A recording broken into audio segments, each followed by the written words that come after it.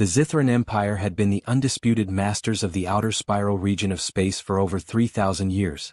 Their military was considered unbeatable, refined through hundreds of successful campaigns against weaker civilizations.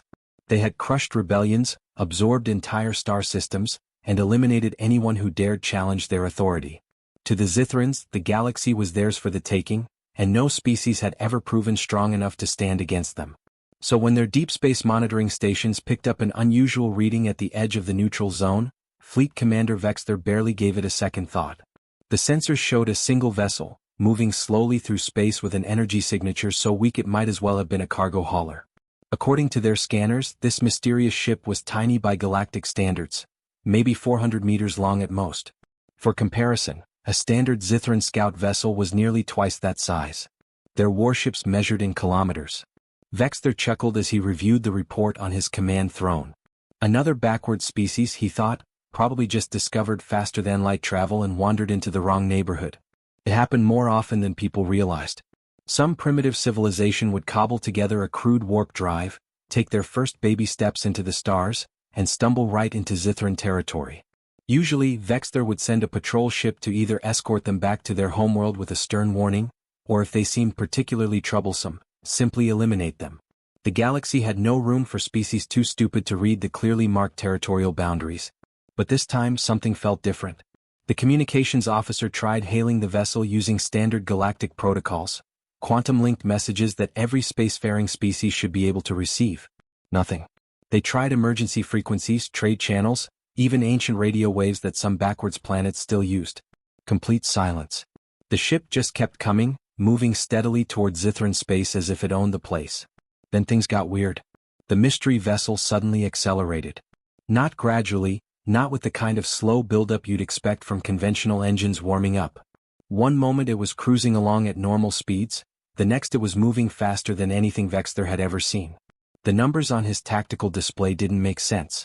According to their calculations, the ship was now traveling at velocities that should have ripped it apart from the sheer physical stress. Every known material in the galaxy had limits. Push a ship too hard and it would disintegrate like paper in a hurricane. But this vessel just kept accelerating, its hull somehow staying intact despite forces that should have turned it into an expanding cloud of debris. Panic started spreading through the Zithran command center. Junior officers exchanged worried glances. The chief engineer stammered something about impossible physics. Even Vexter felt a cold knot forming in his stomach, though he'd never admit it out loud. He ordered his science team to analyze the vessel more carefully, and what they found made everything worse. The ship's hull was made of materials their databases couldn't identify. Not unusual materials, completely unknown ones. In 3,000 years of conquering other civilizations, the Zithrans had encountered every type of metal, alloy, and composite material imaginable. They had samples from 10,000 different worlds. But this? Their computers had no reference point. It was like the ship was built from matter that shouldn't exist. The power source was even more troubling. Or rather, the lack of a detectable power source. Every ship needed energy, massive amounts of it, to move through space, power life support, run sensors, and charge weapons. The Zithrans could detect power signatures from halfway across a solar system. But this mystery ship? Nothing. Either it was running on technology so advanced their sensors couldn't even see it, or worse, it wasn't actually generating heat or radiation at all. Both options were terrifying. Then came the reading that made Vexter's blood run cold. The science officer's voice cracked as she delivered the report. The ship was creating gravitational distortions in space around it. Not the normal kind that every massive object produces. This was something else entirely. Focused, controlled waves of gravity that rippled out from the vessel like invisible fingers reaching into the fabric of reality itself. The implications were staggering. Gravity manipulation was purely theoretical, something the Empire's brightest scientists said might be possible in another 10,000 years of research. If this ship could control gravity, it could probably use it as a weapon. A weapon that could crush their dreadnoughts like tin cans or tear them apart atom by atom. Vexter made a decision. He wasn't taking any chances with some unknown threat bearing down on his territory. He activated the 7th Battle Fleet, 12 massive dreadnoughts, each one capable of reducing a planet to ash, supported by 40 smaller vessels including cruisers, destroyers, and fast-attack corvettes. It was overwhelming force, the kind of armada that could conquer an entire star system. Surely, he thought, this would be enough to handle one mysterious ship, no matter how strange its technology seemed. The fleet moved into intercept position, forming a battle wall that stretched across thousands of kilometers of space. Every weapon was charged and ready. Vexter stood on the bridge of his flagship, feeling confident again. Whatever the ship was, it would have to respect the sheer firepower now facing it. That's when his xenoanthropologist, a nervous creature named Kelver who studied alien cultures, burst into the command center looking like he'd seen a ghost. His hands shook as he pulled up a star chart, tracing back the mystery ship's trajectory. The line went back through several empty systems, past the edge of known space, and finally terminated at a small yellow star in a relatively unremarkable corner of the galaxy. Sol system, the display read. Origin, third planet. Species designation, human. The command center went dead silent. Every officer present had heard the stories, the warnings passed down through official channels and whispered in bars across the Empire. The Galactic Council, the loose organization of older, more established civilizations, had issued a very specific directive about humans just 60 cycles ago. The message was simple and absolute. Do not engage. Do not provoke. Do not make contact unless they initiate it first. Any empire that violated this rule would receive no support, no sympathy, and no help dealing with the consequences. Vexter had always assumed it was just political nonsense, the council trying to protect some primitive species for sentimental reasons. Now, staring at that little ship still approaching his battle fleet without slowing down, he wasn't so sure anymore. His mouth went dry as he realized what he'd done. He'd just mobilized an entire battle fleet to threaten a human vessel. And if the council's warnings were even half true, he'd just made the biggest mistake of his very long career. The Zithran communications officer sat at his station, cycling through every known frequency in the galactic spectrum, trying desperately to get some response from the approaching human vessel. He'd tried quantum link channels, subspace relays, even gravitational wave modulation, the most advanced communication methods known to galactic civilization. Nothing worked. The ship just kept coming, silent as death itself. Then something bizarre happened. A faint crackling noise came through the speakers, so weak and distorted that the communications officer almost dismissed it as background radiation. But buried in that static was a voice.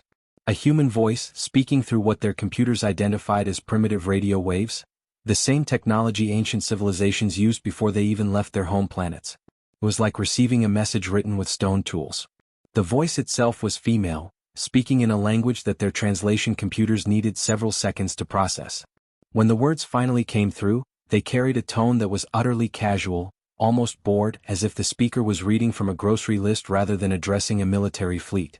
"This is Captain Rebecca Mitchell of the United Earth Space Command," the voice said with the kind of flat effect you'd use to order coffee. "You have approximately 40 seconds to stand down your weapons before we interpret your formation as hostile." Vexter couldn't believe what he was hearing. He looked around his command center at the tactical displays showing his 12 massive dreadnoughts, each one bristling with enough firepower to level a continent. He had 40 support vessels creating a web of overlapping firing solutions. His fleet represented the military might of an empire that had conquered hundreds of worlds. And this lone human captain, sitting in her tiny ship, was giving him an ultimatum? With a countdown? His face flushed with anger. The sheer disrespect of it all made his blood boil. Vexter had negotiated the surrender of dozens of enemy fleets in his career. He knew how these situations worked. The weaker party begged for mercy, offered tribute, or tried to buy time while calling for help. They didn't issue countdowns like they held all the cards. He stabbed the communication controls, opening a channel. He was going to explain to this arrogant human exactly how outmatched she was, how her pathetic little ship didn't stand a chance against even one of his dreadnoughts, let alone 12. He was going to give her one chance to surrender before he reduced her vessel to its component atoms. "Captain Mitchell, you clearly don't understand the situation he began. 30 seconds, she interrupted, her tone unchanged, still sounding like she was half asleep. Vexter's jaw dropped. Nobody interrupted a Zithran fleet commander. Nobody. It was unthinkable. It was. His tactical officer was frantically waving for attention, pointing at the analysis screens. The science team had been working overtime trying to understand the human vessel's capabilities, and their findings were deeply confusing. The ship's hull appeared to be made of some kind of thin composite material, nothing like the massive armored plates that covered Zithran warships. Their scans showed no obvious weapon systems, no missile tubes, no energy cannon arrays, no torpedo launchers. Nothing. "Sir," his weapons officer reported, "I'm not detecting any active defense systems." No shield generators, no point defense batteries, no electronic warfare suite. The ship is completely exposed. Several officers exchanged glances. A theory was forming. This was a bluff. The humans were stalling, probably calling for reinforcements, hoping their mysterious reputation would be enough to scare the Zithrans into backing down. The ship itself was probably some kind of scout or courier vessel, fast but defenseless. That would explain the impossible speed. They'd stripped out everything else to make room for better engines. Vexter felt his confidence returning. This made sense. This was logical. The humans were trying to play mind games, counting on the Council's mysterious warnings to do the heavy lifting. Well, he hadn't become fleet commander by falling for cheap tricks. Weapons, he ordered, his voice cold and commanding. Prepare a warning shot. Target Dreadnought 7, fire plasma cannons at 30% power. Let's show our human friend what real weapons look like. Dreadnought 7, a massive vessel nearly 2 kilometers long, rotated slightly to bring its main batteries to bear. The plasma cannons began their charging sequence, building up massive amounts of energy drawn from the ship's fusion reactors. The air around the cannons ionized, creating a blue glow visible even in the vacuum of space. This was one of the Zithrans' most devastating weapons. Superheated plasma compressed to near-stellar densities, then magnetically accelerated to a significant fraction of light speed. The cannons fired. 6 bolts of plasma, each one carrying enough energy to vaporize a small moon, streaked across the void toward the human ship. The Zithran crew watched their tactical displays, expecting to see the Defiant attempt some desperate evasive maneuver, or maybe finally activate whatever hidden defenses it possessed. Instead, something impossible happened. The plasma bolts simply ceased to exist. One moment they were there on sensors tracking true toward their target. The next moment they were just gone. Not deflected, not absorbed, not exploded. Gone. Deleted from reality as if they'd never been fired at all. The disappearance happened about 1,000 meters from the Defiant's hull. The human ship hadn't moved even a centimeter. It hadn't powered up shields. The Zithrans would have detected the energy spike. It hadn't fired countermeasures or deployed chaff. The plasma had reached some invisible barrier and stopped existing. Vexter stared at the tactical display, his brain refusing to process what he'd just witnessed. That wasn't possible. Energy couldn't just disappear. It had to go somewhere. That was basic physics, the kind of thing children learned in school. You could deflect energy, absorb it, redirect it, but you couldn't make it cease to exist. Analysis, he barked at his science team, his voice cracking slightly. Unknown, sir, came the shaky response. We detected no energy discharge from the human vessel. No defensive fire, no shield activation, nothing. The plasma just stopped being there. In the terrible silence that followed, Captain Mitchell's voice came through the speakers again, still sounding mildly annoyed rather than frightened. Time's up, she said simply. And that's when the Zithrans learned what human weapons actually looked like. The Defiant's response was so sudden and so complete that most of the Zithran crew didn't even understand what had happened at first. There was no flash of light, no visible beam cutting through space, no missile launch, no energy buildup that their sensors could detect. 1 second, Dreadnought 7 was there. A massive warship that had served the Empire for 200 years, home to 3,000 crew members, bristling with weapons and wrapped in shield technology that could withstand the fury of a small star. The next second it was in 2 pieces. The cut was perfectly clean, as if some cosmic blade had sliced through the ship like it was made of paper. For a brief moment, maybe 2 or 3 heartbeats, the 2 halves of the dreadnought just floated there, internal lights still flickering, atmosphere venting into space in ghostly white plumes.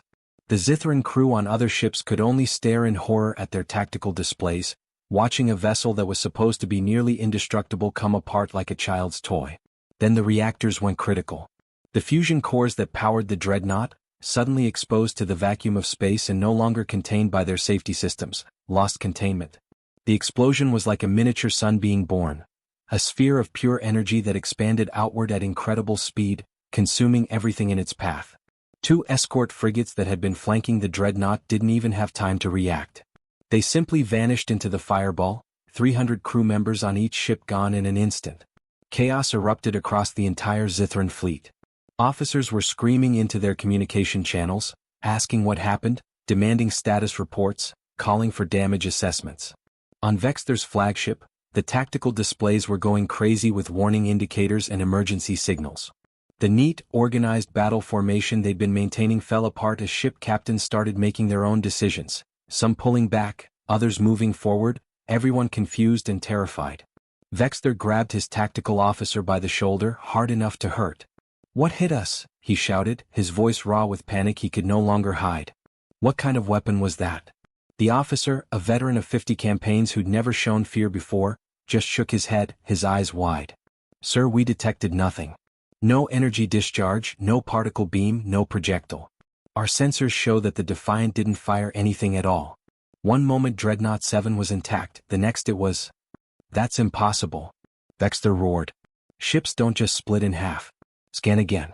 Check for weapon signatures, check for energy residue, check for anything." But there was nothing to find. Whatever the humans had used, it operated on principles the Zithrans couldn't even begin to understand. It was like being a medieval soldier trying to comprehend a nuclear weapon. Their entire framework for understanding reality was inadequate for what they'd just witnessed. That's when Captain Mitchell's voice came through the speakers again, and this time there was definitely annoyance in her tone, like a teacher dealing with students who wouldn't sit still. "Deploying countermeasures," she said simply. "Whatever you just launched at us won't reach its target." Vexter felt his stomach drop. He hadn't given any order to fire. But when he looked at his tactical display, he understood what had happened. His subordinate commanders, the captains of the other 11 dreadnoughts, had panicked. They'd seen what happened to Dreadnought 7 and made their own decision. Every single ship had fired everything they had. The space between the fleet and the Defiant was now filled with every type of weapon the Zithran Empire had perfected over 3,000 years. Hundreds of missiles with quantum-lock targeting systems that couldn't be fooled. Kinetic projectiles. Simple chunks of ultradense metal accelerated to relativistic speeds.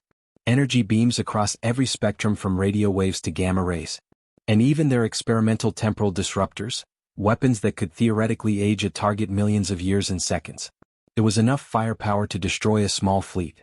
It was overkill on a scale that would have been embarrassing under normal circumstances. Every weapons officer in the fleet was tracking the barrage, watching it converge on that single human ship. Then the Defiant did something that broke their understanding of reality even further. The ship shimmered like heat haze on a hot day, and suddenly there weren't one of it anymore. There were dozens, maybe hundreds. Identical copies of the Defiant spread out across thousands of kilometers of space, each one looking exactly like the original, each one showing up on sensors as solid and real. The Zithran weapons, despite their sophisticated targeting systems, couldn't handle it. The missiles split up, each one locking onto a different projection. The kinetic rounds scattered across the field of targets. The energy beams spread out, trying to hit everything at once. The temporal disruptors, confused by multiple identical signatures, simply shut down rather than risk friendly fire. And through this absolute storm of incoming weapons, the real Defiant moved. Not dodging, not weaving, just accelerating smoothly forward like it was taking a leisurely cruise through empty space. Missiles passed through the projections and exploded harmlessly against nothing. Kinetic rounds found no target. Energy beams hit ghosts. The human ship didn't even slow down. It moved with absolute confidence through the greatest concentration of firepower the Zithran Empire could produce, completely untouched, and positioned itself directly in the center of their formation. It was now surrounded by 11 dreadnoughts and dozens of support vessels, all of them with weapons charged and ready, and somehow the Zithrans were the ones who felt trapped. Captain Mitchell's voice came through one more time, and now she sounded almost tired, like someone forced to explain something very simple for the third time. "For the record," she said, speaking slowly and clearly, "the USC classifies the Defiant as a destroyer. She's designed for patrol and reconnaissance duties. Long-range scanning, border monitoring, that sort of thing." She let that information sink in for a moment. Vexter felt like he might be sick. A destroyer. A reconnaissance ship. This wasn't even a real warship by human standards. This was the equivalent of a police car, something you sent to check on disturbances and file reports. And it had just carved through his fleet like they were made of tissue paper. "Now," Captain Mitchell continued, her voice taking on a harder edge, "are we going to have an actual conversation like civilized species? Or do I need to call in actual warships? Because I can have a cruiser group here in about 20 minutes if you'd prefer to continue this the hard way." Vexter looked at the tactical display, at his remaining 11 dreadnoughts, at his 40 support vessels, at the greatest concentration of military power the Empire could deploy on short notice. Then he looked at the single human ship sitting calmly in the middle of his formation, completely unharmed despite everything they'd thrown at it. He thought about what human cruisers might be capable of if this was just their destroyer. His hand moved to the communication controls, and for the first time in his long military career, Fleet Commander Vexter prepared to surrender without firing another shot. Vexter's remaining ships pulled back slowly, trying not to make any sudden movements that might provoke another response from the human vessel. They established a new position about 50,000 kilometers away, far enough to hopefully avoid being perceived as an immediate threat, but close enough to maintain communication. The fleet was battered, demoralized, and thoroughly shaken. Officers who'd served for decades without knowing real fear now sat at their stations with trembling hands. For the first time since this nightmare began, Vexter had time to think. He'd heard the warnings about humans, of course. Every fleet commander received the same briefing from the Galactic Council, a collection of the oldest and most influential civilizations in known space. But Vexter had dismissed those warnings as political theater, the kind of exaggerated caution that bureaucrats love to wrap around everything. He'd fought in real wars. He'd seen actual threats. Some mysterious species tucked away in a corner of the galaxy couldn't possibly be that dangerous. Now, sitting in his command chair with the wreckage of Dreadnought 7 still cooling in the distance, he decided it was time to actually read those files. He accessed the restricted database, inputting his command codes, and pulled up everything the Council had on humanity. What appeared on his screen made his blood run cold. The first contact had happened 60 cycles ago, about 60 years in human time measurement. A Krell exploration vessel had stumbled across Earth's solar system during a routine deep space survey. The Krell, this was important, weren't just another empire. They were the empire, the gold standard by which all other military powers measured themselves. Their civilization had existed for 12,000 years. They'd conquered or absorbed hundreds of species. Their technology was legendary, their tactics studied in military academies across the galaxy. When the Krell spoke, entire sectors of space listened. So when the Krell discovered a primitive species just beginning to venture beyond their home planet, they did what they always did. They decided to establish dominance immediately, to show these newcomers who ruled the galaxy. It was standard procedure, nothing personal. Send an overwhelming force, make the natives understand their place in the cosmic order, then offer them protectorate status under Krell authority. Simple, efficient, and it had worked hundreds of times before. The Krell assembled 3 full battle groups for the operation. Each battle group consisted of 30 capital ships plus support vessels, about 300 ships total. This represented roughly 1/5 of the entire Krell military, an absolutely massive show of force. They weren't taking any chances with an unknown species. The fleet entered human space in a carefully choreographed formation designed to demonstrate both power and coordination. None of those ships ever came back. Not one. 900 vessels and their crews simply vanished. The Krell High Command waited for reports, for distress calls, for some kind of explanation. Silence. They sent reconnaissance drones into the Sol system. The drones never returned either. They tried quantum-linked communication with their fleet. No response. It was like their entire battle groups had been erased from existence. The loss of 1/5 of their military in a single engagement broke the Krell Empire. The news spread quickly. You can't hide the disappearance of 900 warships. Colony worlds that had relied on Krell protection for centuries suddenly realized they were vulnerable. Old enemies saw opportunity. Within a standard year, the 12,000-year-old Krell Empire had collapsed into civil war and fragmentation. The greatest military power the galaxy had ever known destroyed itself in panic over what had happened to their fleet. That's when the Galactic Council got involved. They sent diplomatic vessels to Earth, unarmed ships broadcasting peaceful intentions in every language and format they could think of. The humans thankfully agreed to talk. The Council offered condolences for the unfortunate misunderstanding with the Krell, offered technology exchanges, trade agreements, mutual defense pacts, everything they could think of to establish friendly relations with this terrifying new power. The humans politely declined all of it. They didn't want territory outside their system. They didn't need technology, theirs was clearly superior already. They weren't interested in joining any galactic political bodies. But they did share one piece of information that made the Council representatives go pale. The ships that had destroyed the Krell fleet weren't military vessels. They were what humans called Coast Guard cutters and system defense boats. These were law enforcement craft and local patrol ships, designed to handle pirates and smugglers within Earth's solar system. The actual human military, something they called the Deep Space Fleet, was currently engaged in a war against an enemy they referred to as the Harvesters in a neighboring galaxy. The Council didn't know who or what the Harvesters were, but when they pointed their quantum telescopes toward Andromeda, they saw signs of massive fleet engagements happening on a scale that defied comprehension. Entire star systems showed energy signatures consistent with weapons that could tear apart planets. And according to all observable data, the humans were winning. They were fighting a war across an entire galaxy while barely paying attention to anything happening in the Milky Way. The Council's final report was unambiguous. Humanity was classified as an apex predator species, Category 5, the highest possible threat designation. The recommendations were clear and absolute. No contact unless initiated by humans. No hostile action under any circumstances. No attempts to establish dominance or test their capabilities. Any civilization that violated these guidelines would receive no council support, no sympathy, and no assistance in dealing with the consequences. Essentially, if you picked a fight with humanity, you were on your own. Vexter sat in stunned silence, reading through page after page of analysis and warnings.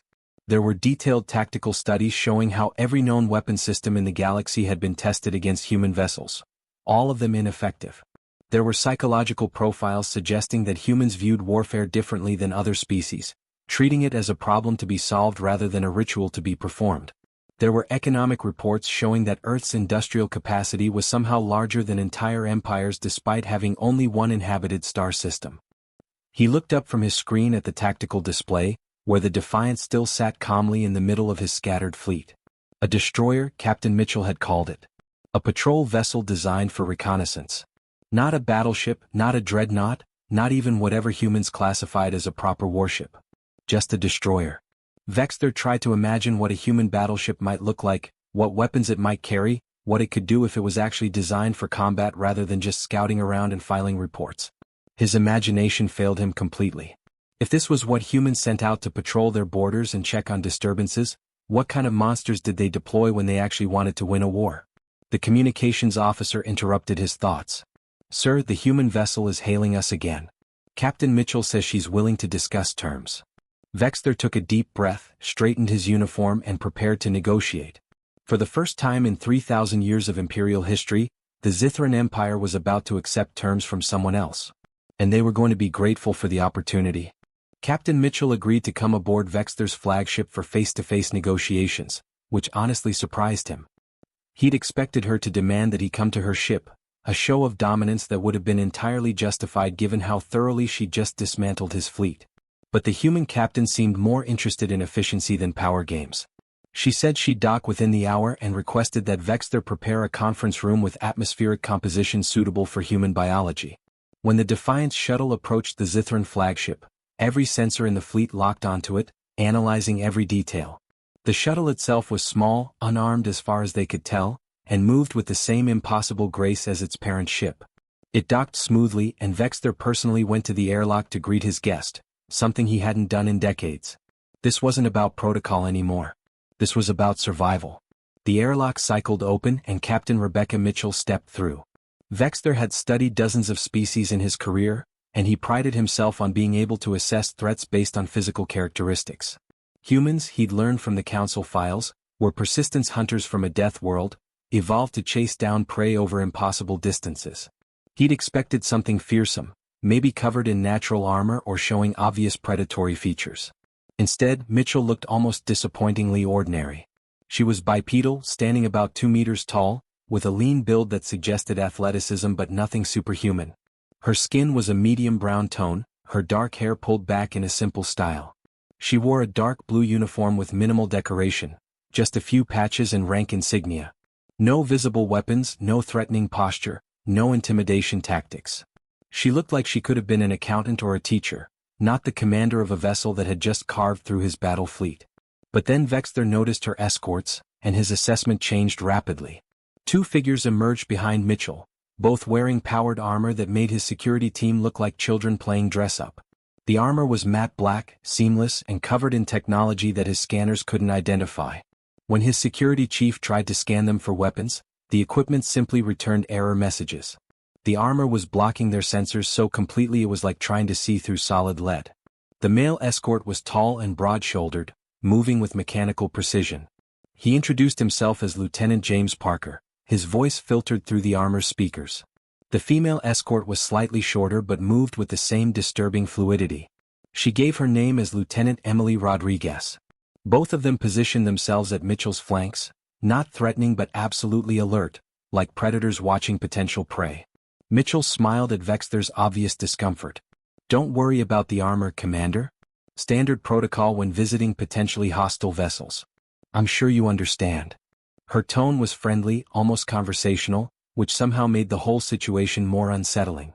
They proceeded to the conference room, where Mitchell declined refreshments and got straight to business. She pulled up a holographic display from a small device on her wrist, human technology that somehow interfaced perfectly with Zithran systems without any preparation or compatibility protocols. Let's establish some ground rules, she began, her voice taking on a more formal tone. First, Earth doesn't want your territory. We're not interested in conquest or colonization in this region.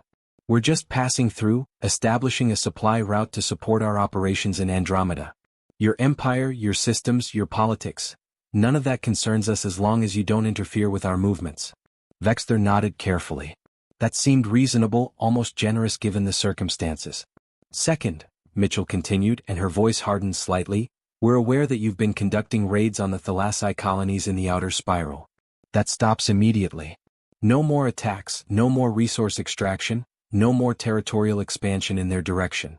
Vexter felt his pride bristle at being given orders, even though he knew he had no choice but to comply. The Thalassi are a prey species, he said, trying to keep his voice level. The Empire has established dominion over that region for 200 cycles. We have claims, legal precedents. Had dominion, Mitchell interrupted, her tone brooking no argument. Past tense, Commander. As of about 30 minutes ago, the Thalassi government contacted Earth through intermediary channels and formally requested protectorate status under United Earth Authority. We accepted. They're under our protection now. The conference room went silent. Vexter's aide, who'd been quietly taking notes, actually dropped his data pad. The implications were staggering. The Thalassi had somehow known about this confrontation and moved fast enough to secure human protection before the situation resolved. They'd been planning this, preparing for it. We've already dispatched a garrison fleet to their homeworld, Mitchell continued, manipulating her holographic display to show a star chart. They should arrive in approximately 6 standard days. The fleet will establish a permanent presence in the region to ensure compliance with the new protective arrangement. Vexter's tactical officer, unable to help himself, pulled out his scanner and began checking for incoming vessels. Sir, he whispered urgently, I'm not detecting any approaching ships. Our long-range sensors show nothing. Mitchell overheard and smiled slightly. They're coming from Andromeda, not Sol. We maintain reserve forces in most local galaxies, standard operating procedure for extended operations. The Milky Way garrison is relatively small, just enough to handle local issues. This particular fleet consists of 24 heavy cruisers, a carrier group and associated support vessels. Commander David Sullivan is leading the operation. Good officer, very experienced with peacekeeping missions. Vexter did the math in his head, and the numbers made him feel physically ill. If the Defiant was classified as a destroyer and could do what it did to his fleet, what could 24 heavy cruisers accomplish? And a carrier group, that meant fighters, bombers, assault craft, all of them presumably equipped with the same impossible technology. The entire military might of the Zithran Empire, accumulated over 3,000 years of conquest, would be obliterated before they could even understand what was happening. What do you want from us? Vexter finally asked, his voice barely above a whisper. Pride was meaningless now. Survival was all that mattered. Mitchell dismissed the hologram and leaned back in her chair, her posture relaxing. Honestly? Nothing really. Just stay out of human-protected space. Don't attack any species under our protection. Beyond that, continue your squabbles with whoever else you want. We don't interfere with local politics unless specifically asked to intervene. Humanity has much bigger concerns than border disputes in the Milky Way. She paused, then added with something almost like sympathy in her voice, Look, Commander, we're not here to conquer you or destroy your empire. We're not interested in ruling the galaxy or imposing our will on other species. We just need to move through this region without incident, and we need to know that certain species, like the Thalassi, are safe from predation. That's it. Work within those parameters and we'll never have a problem. The meeting concluded shortly after. Mitchell stood, her armored escorts moving with her in perfect synchronization. As they walked toward the airlock, Vexter found himself compelled to ask one more question, even though he wasn't sure he wanted to know the answer. Captain, he called out, making her pause at the airlock entrance. The ships that destroyed the Krell fleet 60 cycles ago, what class were they? Mitchell turned back and for the first time, Vexter saw something like amusement in her eyes. Coast Guard cutters and system defense boats? Those are training vessels, Commander. We use them to teach new recruits basic navigation, weapons operation, emergency response, fundamental skills. Captain Thomas Hayes was actually running a training exercise with a class of cadets when the Krell showed up. The engagement served as their final exam. They performed admirably. She let that information sink in for a moment, watching Vexter's face go through several shades of pale. Training ships. Crewed by students. That's what had destroyed the greatest military power in galactic history. Consider this interaction humanity's first official diplomatic contact with the Zithran Empire, Mitchell continued, her tone becoming more formal again. I'd suggest you make it memorable for the right reasons, Commander. We prefer having friends in this galaxy. Friends don't get visited by actual warships. With that, she stepped through the airlock. Her escorts followed and the door sealed behind them. Within minutes, the shuttle had detached and returned to the Defiant. And then, just as it had arrived, the human destroyer simply accelerated beyond what should have been possible and vanished, leaving no trace, no trail, nothing but the wreckage of Dreadnought 7 as evidence it had ever been there. Vexter stood at the observation port, watching the empty space where the Defiant had been. Around him, his crew worked in stunned silence, processing what had just happened. The Zithran Empire had just learned a fundamental truth about the galaxy. They weren't at the top of the food chain. They weren't even close. They were small fish who'd been lucky enough not to attract the attention of the real predators until now. Somewhere in deep space, aboard the Defiant, Captain Mitchell filed her report. She noted the successful establishment of diplomatic relations with the Zithran Empire, classified them as potentially cooperative pending observation, and recommended monitoring but no additional intervention unless circumstances changed. She flagged the encounter as routine, and moved on to the next item on her agenda. The Defiant resumed its original course toward the Andromeda Galaxy, accelerating to speeds that would have torn apart any other known vessel. Captain Mitchell had patrol routes to complete, and the war against the Harvesters wasn't going to wait while she dealt with local politics in the Milky Way. This had been a minor distraction, nothing more. But for the Zithran Empire, for the Galactic Council, and for every species that heard about what happened that day, the galaxy had fundamentally changed. Humanity had made its presence known, not with threats or demonstrations of power, but with a simple message: stay out of our way, protect those we've chosen to protect, and we'll have no problems. The age of the old empires was over. A new power had arrived, and nobody quite knew what to do about it except hope desperately to stay on their good side. The galaxy would never be the same again.